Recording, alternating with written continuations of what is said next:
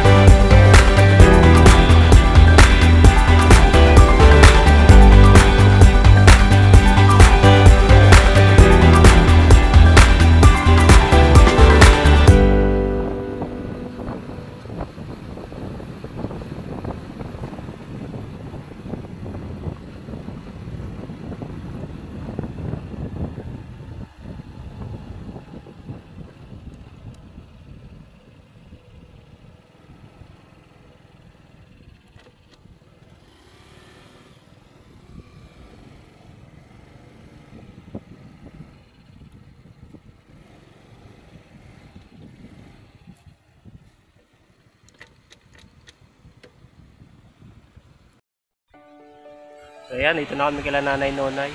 Ayan yung bahay niya, dito si Marcos. Nantay lang namin si Nanay Nonay, nagbibihis kasi naligo siya dito sa dagat, dito sa tapat dito. Kaya nantay lang namin pag makabihis na siya. May interview namin, may gustong kumausap doon sa kanya. Ayan si Marcos. Sobrang init lang. Lakad namin sobrang layo, ang init doon oh. Grabe. Simula doon sa ano na yun, sa may kahoy doon na malaki. Ang nilalakad namin. Sobrang init. Ngayon ay mga ano na, mag-alas-2 na po ng tanghali, kaya sobrang init talaga. Tanong oras rin kami nakapunta. May ginawa pa kasi kanina. Kasi Nanay Nonay tapos na. Yan. So, mamaya na lang ulit. Magkakamera muna ako kay Marcos. So, ayan, tapos na naming interviewin at kamustahin si Nanay Nonay. Yan yung kanyang tirahan. Nandito ako sa likod at si Marcos nandun nag-outro pa. So, yun. Dito yung kanilang tahanan dati. Saka ang alam ko dito may dati siyang bahay. Gusto ko ngang silipin din. Ay, sagutin ko. Papakita ko sa inyo yung dati niyang, bago namin siya ma-scout, may nakakita na sa kanya na kakilala din namin. Mga taga dito lang din sa amin, kakilala namin noon. Bago pa siya ihatid doon sa Taytay, meron lang taong nakakita sa kanya dito. Sa ano, ito na nakatira daw yan sa hindi gantong kubo. Ang tinitirahan pa niya dati is yung malaking tipak ng bato, tapos may butas lang sa ilalim. Ito lang din yung sa unang-unahan dyan. Yan to. Andito, papakita ko sa inyo yung dating tinitirahan ni Nanay Nonay bago pa namin siya makita.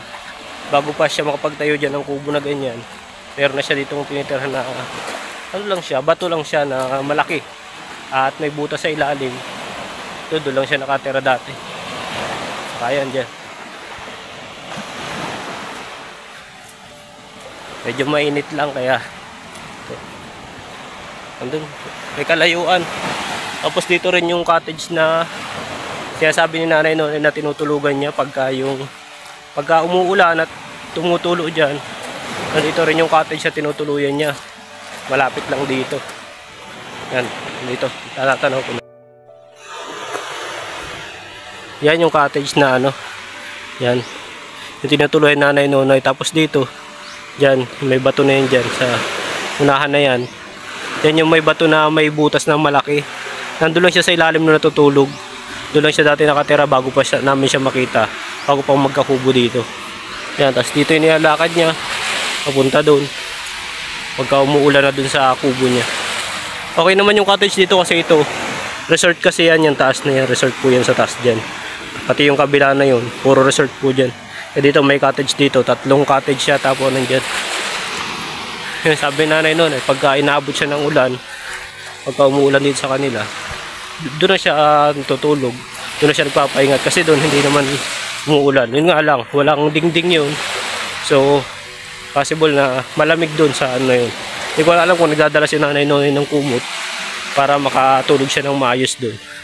Kasi kung wala siyang dalang kumot, yun, medyo malamig doon kasi wala naman siyang dingding. As in, ano lang siya, cottage lang siya.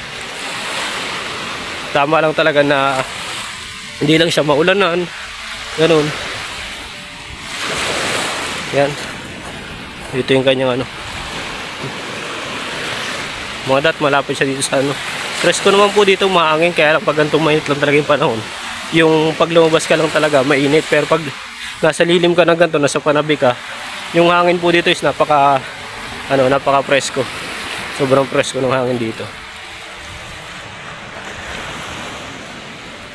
Yan o. Sabi yung bahay Nanay. Sobrang ano. Nakakatuwa lang yung pinto ni Nanay. Pa iba-iba.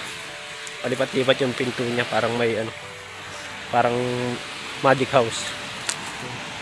Andiyan naman yung pinto niya. Nung nakaraan, nasa likod yun. Sana lang palipat-lipat yung pinto. Yan. Punta muna kami, medyo mainit lang. Ito naman tayo kina ano? Saan? Kina Jojo at Herlin. Para habang maganda yung panahon. Mamaya uulan na naman. Samantalayin natin. Yun. Samantalayin namin itong ano, medyo maaga pa. Punta kami kila Herlin at kila Joy. Bisitahin namin sila. Kumustahin namin kung okay na yung ano dun, yung pinapagawang kwarto ni Ate Alpa. Yung nangyari na ng karpentero. Kasi may ilang araw din kami nakapunta dun. Yan, layo pa, mainit. Yan, sarap maligo sa dagat oh. Grabe, ganda ng dagat ngayon. Sa mga kababayan natin dyan, sabik na sabik sa dagat. Yan. Dito, pwede kayo ditong makakaligo kasi libre naman dito. Wala ditong entrance. Itong simula doon hanggang doon sa kabila na yon, may ilog doon. Dugsungan to ng ilog sa kadagat. Pwede ditong maligo. Masarap dito maligo since wala naman ditong bayan. Yung nga lang, kanya magdadala lang kayo ng tent na pwede nyong maanuhan, mapwestuhan kasi medyo mainit lang. Yun, sa ganito pwede. Nagagawa sila dito ng mga palapa lang ng niyog. Diyan pwedeng magawa-gawa lang kayo dito. Diyan sa ano na yan. Nagagawa sila dyan minsan. Kaya dito lang sa gilid ng ano, kalsada. Saka ano lang siya, tabing kalsada lang. Kung mapapansin nyo, nandito lang yung kalsada. Ayun lang yung motor namin. Tapos yan, kalsada na yan, simentado na siya. Yung nakita nyo sa video natin na daanan na pupunta dito. Siya na yan. Yan, kalsada na. Tapos dito, dagat na. Libre po dito, walang entrance. Kaya maganda dito kung yung sa mga gustong makaligo dito. Maganda rin naman ang view. Dito. So yan, pupunta muna kami kila Herlin at Joy. So yan, papalam muna ako at pupunta kami kila Herlin at Joy. Pupunta kami ni Marcos kasi anong oras na at habang mainit pa. At mamaya madilim na kasi hindi mahirap na mag-video pagka madilim, ang hirap kuhaan ng anggulo na ano. Hindi niyo makikita yung hindi niyo mapanood yung magandang video na kailangan niyo, lalo't mga iba nating mga viewers, mga mga medyo mga edad na, kaya mas okay yung malinaw pa rin yung video natin na makukuha. Kaya yun, pupunta muna kami. Mag-iingat po kayong lahat.